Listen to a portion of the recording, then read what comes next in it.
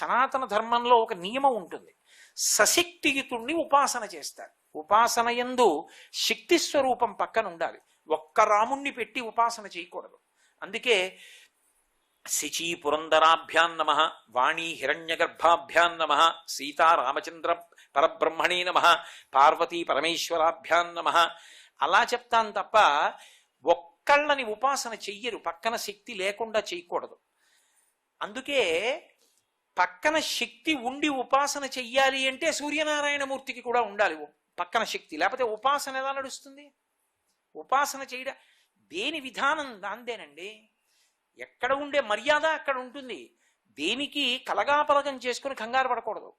శక్తి అన్న మాటలో మీరు ఒక విషయం అర్థం చేసుకోవాల్సి ఉంటుంది. పక్కన భార్య అన్న మాటతో దేవతలకు ఎప్పుడైనా చెప్తే అది వారి శక్తి స్త్రీ రూపంలో చెప్తారు. నేను మీతో అర్థమయ్యేట్టు చెప్పాలి అంటే, ఇప్పుడు నా ఉపన్యసించగలిగిన నా శక్తి ఉందే అది నా భార్య. ఎందుకంటే నన్ను విడిచి ఉండదు. నేను నాకు ఇచ్చిన విడిదిలో కూర్చుని మీరు వినండి అన్నాను అనుకోండి, నేను నోరు తెరవకుండా ఏమైనా ఉంటుందా? దక్షిణామూర్తి రూపం అవుతుంది.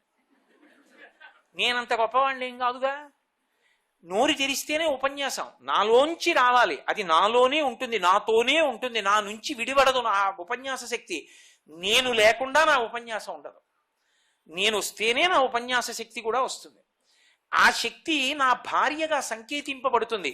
శ్రీదేవి భూదేవి ఇద్దరు భార్యలు విష్ణువుకి అన్నాను అనుకోండి, ఆయన ఏదో విర్రెక్కి కామం ఎక్కిపోయి ఇద్దరిని పెళ్లి చేసుకున్నాడని కాదు.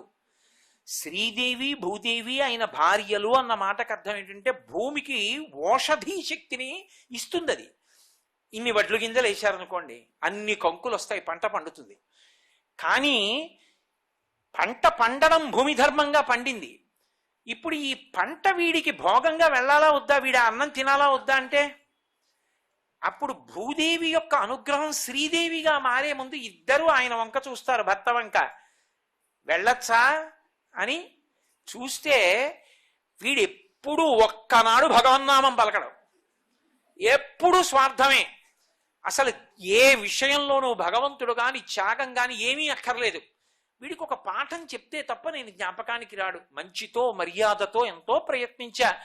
పిల్లవాణ్ణి కూడా ఒక చిన్న దెబ్బ కొడుతుంటారు తల్లిదండ్రులు. ఎందుకు? లాలనమున బహదోషము లోలింప్రాపించు తాడ నోపాయములం చాలా గుణంబులు కలుగును తాడ నంబె బాలురకును పద్యంబరయన్నంటుంది యశోదాదేవి భాగవతంలో.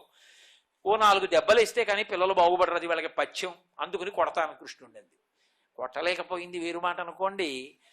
కాబట్టి భగవంతుడు కూడా వీడికి చిన్న దెబ్బేస్తే తప్ప వీడు బాగుపడ్డరా, పాడు చేసేసుకుంటున్నాడు మనుష్య జన్మ అని ఏం చేస్తాడంటే ఆ పంట ఇంటికి రాదు. ఏదో ఉత్పాతం పాడవుతుంది. అరే రే ఎందుకు ఇలా పోయింది? అప్పుడు ఆలోచిస్తాడు, జాగ్రత్త పడతాడు, భక్తితో ఉంటాడు, మళ్ళీ ద్విగుణీకృతంగా ఈశ్వరుడు ఇచ్చేస్తాడు. ఇప్పుడు శ్రీదేవి భూదేవి అయిన భార్యలు అన్న మాటకు అర్థం ఏమిటంటే భూమిలోని పంట నీకు భోగంగా మారాలా వద్దా అంటే మధ్యలో ఉన్నవాడు అనుగ్రహం ఉంటేనే. అది భార్య అన్న మాట సంకేతింపబడుతూ ఉంటుంది. సూర్యుడికి భార్యలు ఛాయ, ఉష, పద్మిని, సంజ్ఞ, వీళ్ళందరూ ఆయన భార్యలు. మీరు ఇప్పటికీ హర్షవల్లి, అరసవిల్లి అంటుంటారు. ఇంద్రప్రతిష్ఠ, దేవేంద్రుడు ప్రతిష్ఠించాడు సూర్యనారాయణమూర్తిని.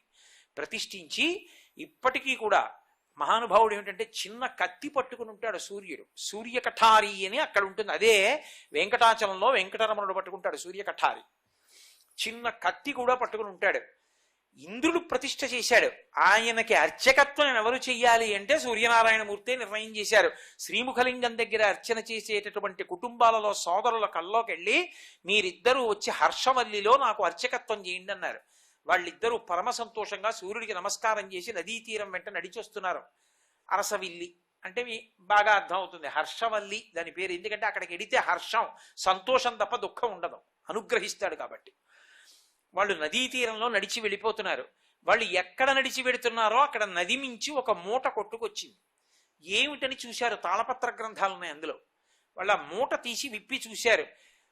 హర్షవల్లి క్షేత్రంలో సూర్యుడికి పూజ చేసేటప్పుడు ఏ ఏ మంత్రాలు, ఏ ఏ ఉత్సవాలు ఎప్పుడెప్పుడు నిర్వహించాలో అందులో ఉంది. ధన్యులం తండ్రి, నువ్వు అనుగ్రహించామని కళ్ళకద్దుకొని తల మీద పెట్టుకుని తీసుకొచ్చారు. ఇప్పటికీ అదే విధానంలో అరసవిల్లిలో పూజలు జరుగుతుంటాయి. చిత్రం ఏంటంటే చిట్టి పనస మీకు అక్కడే కనపడుతుంది. పనస అంటే పెద్ద పెద్ద పనసకాయలు ఉంటాయి. అరసవిల్లి క్షేత్రంలోనే స్వామి దేవాలయానికి పక్కకెళ్ళి కొద్దిగా చూస్తే అక్కడే ఓ పనస చెట్టు ఉంటుంది. దానికి చిట్టి పనస అని ఇంతంత పనసకాయలు ఉంటాయి. గుత్తులు గుత్తులు గుత్తులు గుత్తులు ఎన్ని పనసకాయలు వేలాడుతుంటాయి. కాబట్టి అద్భుతమైన క్షేత్రం. స్వామి పీఠం మీద చూస్తే ఛాయా ఉషా పద్మిని ఉంటారు పీఠం మీదే. అంతటి మహానుభావుడైన సూర్యనారాయణమూర్తికి సంజ్ఞాదేవి భార్య. మళ్ళీ అందులో చమత్కారం జరిగింది. ఆ సంజ్ఞాదేవి సూర్యుడి యొక్క తేజస్సు భరించలేకపోయింది. సంగమ కాలమునందు దంపతులు ప్రహృష్టంగా ఉంటే తప్ప తేజోవంతమైన సంతానం కలగదు. ఇంత తేజోమూర్తి అయిన సూర్యుడు సంజ్ఞాదేవి దగ్గరికి వస్తే ఒకసారి ఆవిడ తేజస్సు చూసి కన్నులు మూసుకుంది. అబ్బా ఇంత తేజస్సా అని. ఆయన అన్నాడు, సంగమ కాలమునందు నువ్వు నన్ను చూసినప్పుడు బాధతో కళ్ళు మూసుకున్నావు. అందుకే పరమధర్మాత్ముడైనప్పటికీ కూడా ఎవరిని చూడ్డానికి లోకం భయపడి కళ్ళు మూసేసుకుంటుందో వాడు కొడుకుగా వస్తాడు. సూర్యుడి గతి కాలము యమధర్మరాజు కొడుకుగా వచ్చాడు. సంజ్ఞాదేవి యందు సూర్యుడికి పుట్టిన కొడుకే యముడు.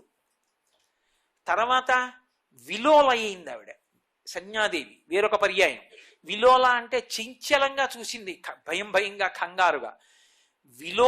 విలోలవై చూశావు కాబట్టి విలోలత్వము కలిగినటువంటి నది పుడుతుందన్నారు. యమున పుట్టింది అందుకే. వేరొక పర్యాయం వైవస్వతుడు జన్మించాడు. ఆయనే మనువు. ఆయనకే సమస్త ధర్మములను సూర్యనారాయణమూర్తి నేర్పాడు. అందుకే మనువు యొక్క సంతానం కాబట్టి మనుష్యులు. అక్కడ నుంచే మనుష్యులందరికీ కూడా ధర్మశాస్త్రం అలవాటైంది. మహానుభావుడైన సూర్యుడు చెప్పింది అదంతా. కొడుకుకి గురువుగా నిలబడ్డాడు ఒకప్పుడు. అందుకే ఆ రామచంద్రమూర్తి యొక్క వంశక్రమం ఏమిటి అని అడిగినప్పుడు అందులో ఈ విషయాన్ని చెప్తాడు మహానుభావుడు వశిష్ఠ మహర్షి. చెప్తూ అవ్యక్తము బ్రహ్మ, మరీచి, మరీచి యొక్క కొడుకు కశ్యపుడు, కశ్యపుడి కొడుకు సూర్యుడు, సూర్యుడి యొక్క కొడుకు మనువు, మనువు యొక్క కొడుకు ఇక్ష్వాకువు, ఇక్ష్వాకువు యొక్క కొడుకు కుక్షి, కుక్షికి వికుక్షి, వికుక్షికి బాణుడు, బాణునికి అనరణ్యుడు, అనరణ్యుడికి పృథువు, పృథువికి త్రిశంకుడు, త్రిశంకువుకి దుందుమారుడు లేదా యువనాశ్వుడు, ఆయనకి మాంధాత, మాంధాతకి ధ్రువసంధి, ధ్రువసంధికి ప్రసేనజిత్, సుసంధి, ధ్రువసంధి, ప్రసేనచిత్, ధ్రువసంధికి భరతుడు, భరతునికి అసితుడు, అసితునికి సగరుడు, సగరుడికి అసమంజసుడు, అసమంజసునికి అంశుమంతుడు, అంశుమంతునికి దిలీపుడు, దిలీపునికి భగీరథుడు, భగీరథునికి కకుత్సుడు, కకుత్సునికి రఘువు, రఘువుకి ప్రవృద్ధుడు, ప్రవృద్ధునికి శంఖనుడు, శంఖనుడికి సుదర్శనుడు, సుదర్శనుడికి శీఘ్రగుడు, శీఘ్రగునికి మరువు, మరువుకి ప్రశుశ్రుకుడు, ప్రశుశ్రుకునికి అంబరీషుడు, అంబరీషునికి నహుషుడు, నహుషుడికి యయాతి, యయాతికి నాభాగుడు, నాభాగునికి అజమహారాజు, అజమహారాజుకి దశరథ మహారాజు, దశరథ మహారాజుకి రామలక్ష్మణ భరత శత్రుఘ్నుడు. ఇంతమందిలో అవ్యక్తము నుండి బ్రహ్మ, బ్రహ్మకు మరీచి, మరీచికి కశ్యపుడు, కశ్యపుడికి సూర్యుడు, సూర్యుడికి మనువు. అంటే మనుష్య జాతికి సంబంధించినటువంటి సమస్త ధర్మములు నేర్పినటువంటి గురువై నిలబడింది సూర్యమండల స్వరూపం. మహానుభావుడైనటువంటి సూర్యుడు. ఆమె ఆ సంజ్ఞాదేవి ఈయన యొక్క తేజస్సు తట్టుకోలేకపోయింది. ఆమె తన ఛాయని చూసింది ఒకసారి, తన నీడనే చూసి, ఈయన తేజస్సు భరించలేకపోతున్నాను, నీకు నాకు భేదం ఉండదు కాబట్టి నేనే అనుకుంటాడు, ఆయనతో నువ్వు కాపరం చేయి, నేను వెళ్ళిపోతున్నాను అని. విడిచిపెట్టి వెళ్ళిపోవడాలు కాదు సుమా, అసలు సనాతన ధర్మంలో లేవు ఆ మాటలు. ఛాయాదేవిని తన స్థానంలో ఉంచి ఆమె బడబా రూపం, ఆమె ఒక హయ రూపాన్ని పొంది ఉత్తర కురు దేశముల యందు తిరుగుతూ తపస్సు చేస్తోంది. విశ్వకర్మ తండ్రి చూశాడు, ఏమమ్మా ఇలా వచ్చేసావన్నాడు. మీ అల్లుడి తేజస్సు భరించలేకపోతున్నాను నాన్న, వచ్చేశానని.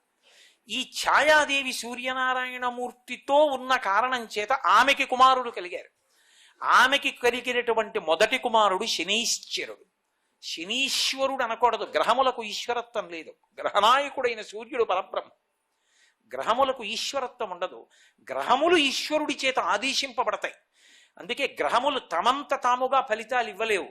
ఈశ్వరుడు ఇలా చూపించాడనుకోండి, వేలు ఆగిపోవలసిందే. అందుకే శ్రీకాళహస్తిలో శివుడు నవగ్రహ కవచం కట్టుకుంటాడు. అంటే ఆయనకి అది కవచం, అదొక ఆభరణం.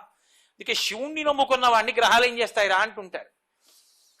అటువంటి నవగ్రహములలో ఒకటి శనైశ్చరుడు. శనైశ్చరుడు అంటే శనైహి శనైహి చరహ.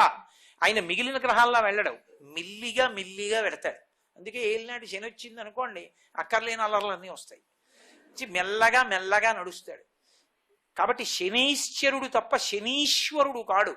ఆయన ఛాయాదేవి ఎందు పుట్టాడు. అలాగే ఆవిడకే తపతి అనబడేటటువంటి ఒక నదీస్వరూపం ఆడపిల్ల పుట్టింది. ఆవిడకే సావర్ణి అనబడేటటువంటి వేరొక కుమారుడు జన్మించాడు. కొన్నాళ్లకి గమనించాడు సూర్యనారాయణమూర్తి. అది కూడా ఎందుకు గమనించాడు అంటే యమధర్మరాజు వెళ్ళి చెప్పాడు, అమ్మ మమ్మల్ని ఎందుకో తేడాగా చూస్తోంది, ఆ పిల్లల్ని చూసినట్టు మమ్మల్ని చూడటం లేదన్నాడు. అనుమానం వచ్చింది సూర్యుడికి. అనుమానం వచ్చి ఛాయాదేవిని అడిగాడు. అప్పుడు ఆవిడ చెప్పింది సంజ్ఞాదేవి హయరూపంలో వెళ్ళిపోయింది.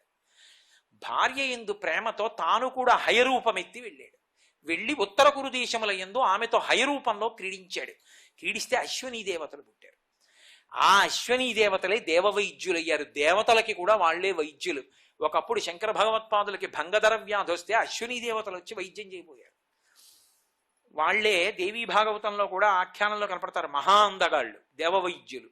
అటువంటి అశ్వనీ దేవతలు ఆయనకి సంజ్ఞాదేవి హయరూపంలో ఉండగా జన్మించినటువంటి వాళ్ళు. లోకాన్ని అనుగ్రహించడానికి అనేక రూపాలతో ఈశ్వరుడు అనేక రకాలుగా అనుగ్రహిస్తూ ఉంటాడు. అలాగే పద్మిని, పద్మిని అంటే పద్మమునందు ఉండునది అని లక్ష్మీదేవి.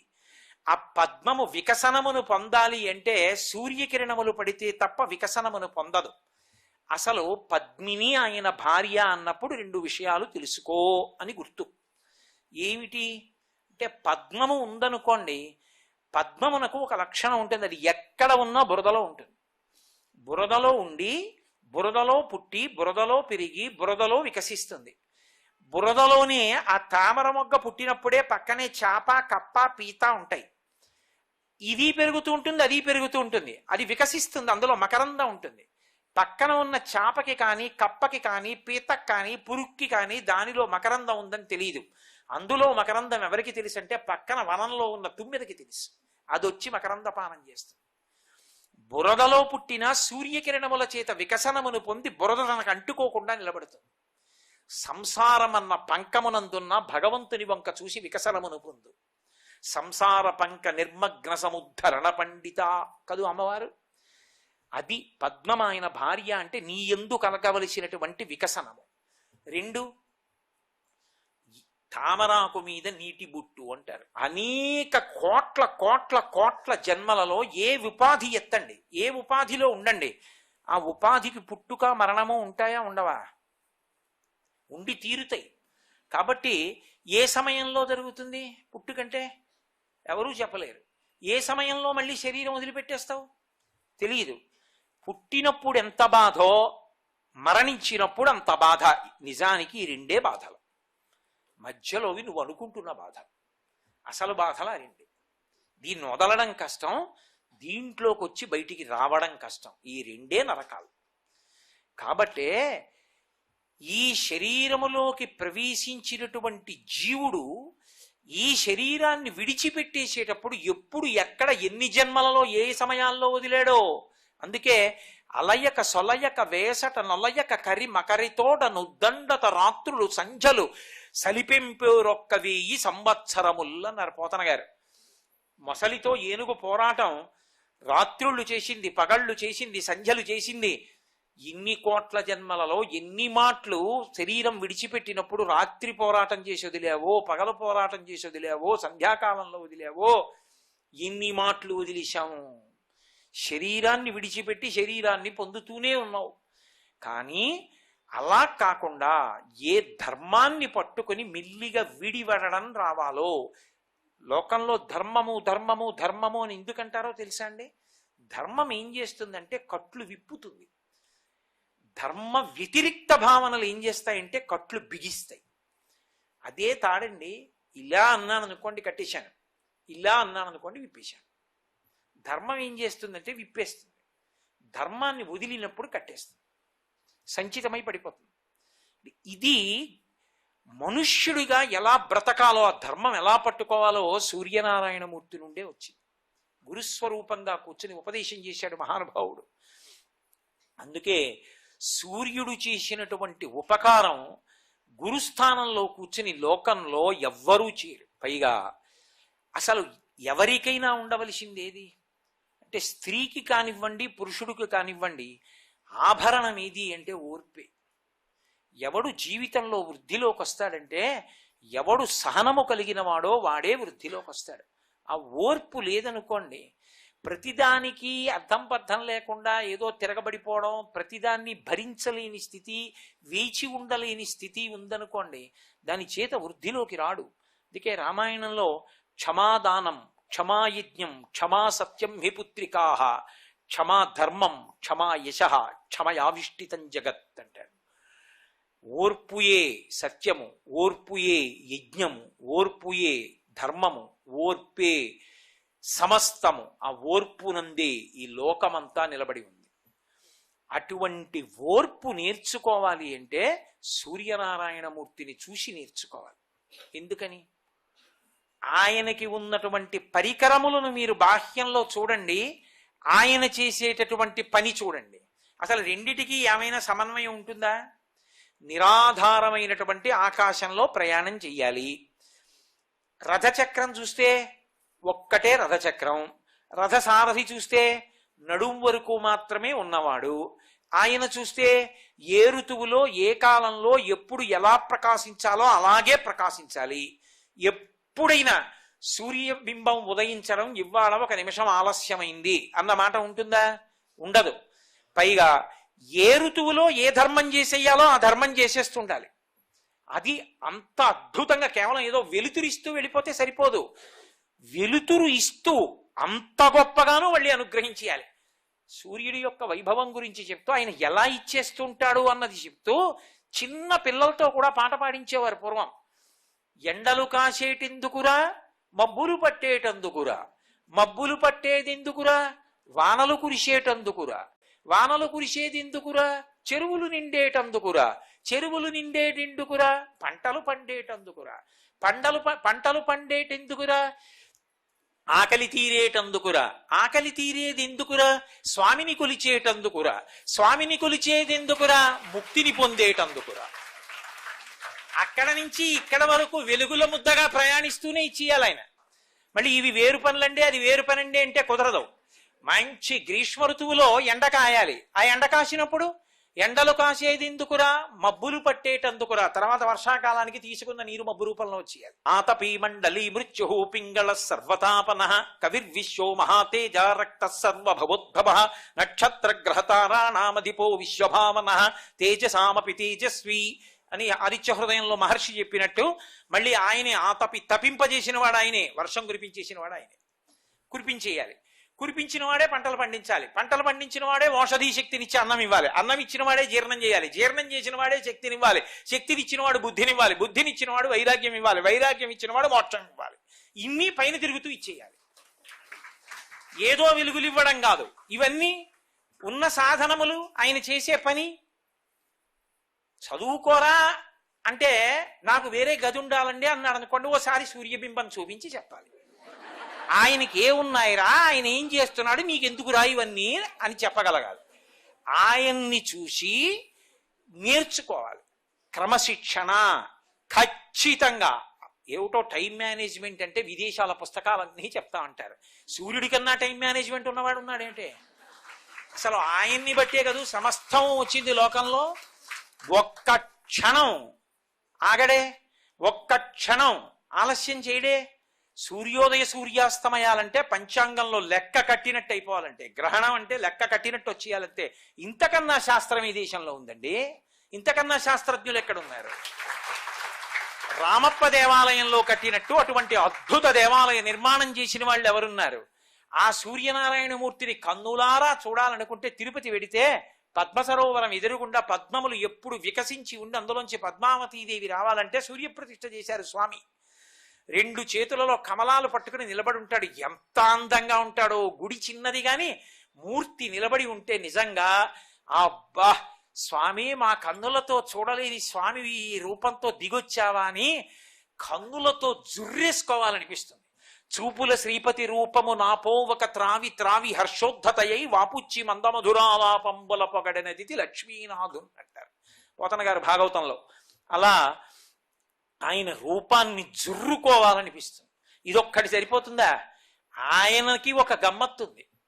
అసలు ఆయన మళ్ళీ మీరు ఏ ఏ ఈశ్వర స్వరూపం పేరు చెప్పండి, ఆయనకి కన్ను ఆయనే.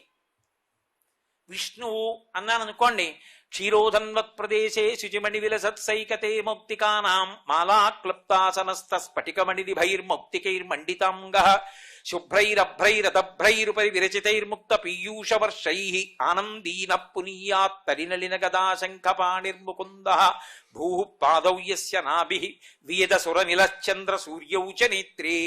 సూర్యచంద్రులిద్దరూ విష్ణువు యొక్క నేత్రములు. కుడికన్ను సూర్యుడు, ఎడంకన్ను చంద్రుడు. ఎందుకని? ఎవరు భగవద్విరోధులో వాళ్ళని కుడికంటితో కాల్చేస్తాడు, ఎవరు భగవద్భక్తులో వాళ్ళని ఎడమ కంటితో చల్లగా ఆదరిస్తాడు. మనకి సనాతన ధర్మంలో భయపెట్టడానికోడు భయం తీర్చడానికోడు ఉండడు. భయపెట్టినా వాడే, భయం తీర్చినా వాడే. విష్ణు సహస్రంలో చదవట్ల భయకృత్ ఆయనే, భయనాశన ఆయనే. అందుకే ఒకేసారి చూస్తూ అధర్మం యొక్క పీచం అణిచేస్తాడు. అందుకే మహానుభావుడు ఆ తపింప చెయ్యగలిగినటువంటి శక్తిని సూర్యుడిని కన్నుగా పెట్టుకుని ఉంటాడు కుడివైపు, అనుగ్రహ శక్తిని ఎడమ కంటిలో పెట్టుకుంటాడు. పరీక్షిన్ మహారాజు గారు కడుపులో ఉండగా ఉత్తరాగర్భం మీదకి అశ్వత్థామ బ్రహ్మశిరోనామకాస్త్ర ప్రయోగం చేశాడు. అక్కడే రథం ఎక్కుతున్న కృష్ణుడి దగ్గరికి వచ్చి కాళ్ళు పట్టుకుని ఒక్క మాట అంది ఆవిడ, చెల్లెలి కోడల, నీదు మేనల్లుడు శత్రువుల చేత హతుడయ్యను సంపుల్లారవిందలోచన భళ్ళాగ్ని నలించి శిశువు బ్రతికింపగదే అంది. బాగా కళ్ళు విప్పి చూస్తున్నావు కృష్ణానికి తెలీదా? నీ చెల్లెలి కోడల, పరాయిదాన్న సుభద్ర కోడల్ని. నా భర్త పోయాడనలేదు, నీదు మేనల్లుడు శత్రువుల చేత హతుడయ్యను. నీ మేనల్లుడు పోయాడయా అభిమన్యుడు, మేనమామవి ఇంత శక్తివంతుడివి రక్షించలేదు, పోన్లే వదిలి. పాండవుల ఏకైక వంశాంకురం నా కడుపులో కాలిపోతున్నాడయా, బ్రహ్మశిరోనామకాస్త్రం లోపలికి వెళ్ళిపోయింది, రక్షించవా అంది. అంతే, ఇక్కడ ఇలాగే ఉన్నాడు రథం ఎక్కుతూ. సకల ప్రాణి హుదాంతరాళముల భాస్వజ్యోతియుండు సూక్ష్మ కళ్ళుండచ్యుతుడ ఎడం విరటజాగర్భంబున వైష్ణవమాయ కప్పి చక్రహస్తకుడై ఆ మహానుభావుడు అక్కడ పైన ఉన్నవాడే సకల ప్రాణుల యొక్క హృదయముల యందు సూక్ష్మమైనటువంటి ఒక చిన్న కణం రూపంలో ప్రకాశించేటటువంటి పరమాత్మ సూక్ష్మకలుండచ్యుతుడ ఎడన్ మాయ కప్పి చక్రధరుండై విరటజాగర్భంబున వైష్ణవమాయ కప్పి కురు సంతానార్థి అయి అడ్డమై ప్రకట స్ఫూర్తి ననంచ ద్రోణ తనయ బ్రహ్మాస్త్రమున్ లీలతోన్. ఇటువైపు చూస్తే పరీక్షిత్తు చూస్తున్నప్పుడు అబ్బా ఎంత బాగున్నాడు రా ఈయనెవరో, సశంఖ చక్రం సకిరీట కుండలం సపీత వస్త్రం సరసీరుహేక్షణం సహారభక్షస్థల శోభి కౌస్తుభం నమామి విష్ణుం శిరసా చతుర్భుజం. ఎంత అందంగా ఉన్నాడని పరీక్షిత్తు కనబడుతున్నాడు. బ్రహ్మశిరోనామకాస్త్రానికి ఘోర రూపంతో కనపడి తనలోకి తీసేసుకున్నాడు. ఏకకాలమునందు రెండు రూపములు పెట్టాడా లేదా? శివుడైనా అంతే. అఘోరేభ్యో దఘోరేభ్యో ఘోర ఘోరధరేభ్య సర్వేభ్యో సర్వసర్వేభ్యో నమస్తే అస్తు రుద్రరూపేభ్య అని పంచమంత్ర పఠనంలో చెప్తున్నావా లేదా? ఆ ఈశ్వరుడికే ఘోర అఘోర రూపములుంటాయి. అది సూర్య చంద్రౌచ నేత్రే, సూర్యుడి రూపంలో తపింపచేస్తాడు, చంద్రుడి రూపంలో చల్లతనాన్ని అనుగ్రహిస్తాడు భక్తులకి. అందుకే అమిత్రాణం భయకరో మిత్రాణామ భయంకర, అమిత్రులైన వాళ్ళకి అంటే ఆయన పట్ల అనుకూలురు కాకుండా ఉన్న వాళ్ళని తపింపచేసి సంహరిస్తాడు, అనుకూలురైన వాళ్ళని అనుగ్రహ శక్తి చేత కాపాడతాడు. అదే పరమాత్మ మళ్ళీ పరమశివుడిగా మాట్లాడారనుకోండి, వందే శంభుముమాపతిం సురగురుం వందే జగత్కారణం వందే పన్నగభూషణం మృగధరం వందే పశూనాం పతిం వందే సూర్య శశాంక వన్ని నయనం వందే ముకుంద ప్రియాం వందే భక్తజనాశ్రయించ వరదం వందే శివం శంకరం. ఆయనకి సూర్య చంద్ర అగ్నులు మూడు నేత్రములు. పరమశివుడికి సూర్యచంద్రుడే నేత్రములు. అమ్మవారి దగ్గరికి వెడితే, ఆవిడ దగ్గరికి వెడితే మరీ విచిత్రం. ఆవిడ తాటంక యుకళీభూత తపనోడు పమండల, ఆవిడికి రెండు తాటంకములు సూర్యచంద్రులు. ఎందుకని? సూర్యచంద్రులు ఇద్దరూ ఆవిడికి తాటంకములై ఉన్నారు అంటే కాలమునకు వశపడదు ఆవిడ. మనం సూర్యుడు ఇవాళ ఉదయించి మళ్ళీ రేపు ఉదయించాడు అనుకోండి, నా ఆయుర్దాయం ఒక రోజు పోయింది కాదు. సూర్యోదయ సూర్యాస్తమయాల్లో మన ఆయుర్దాయాన్ని గ్రసించేస్తున్నాడు పరమాత్మ.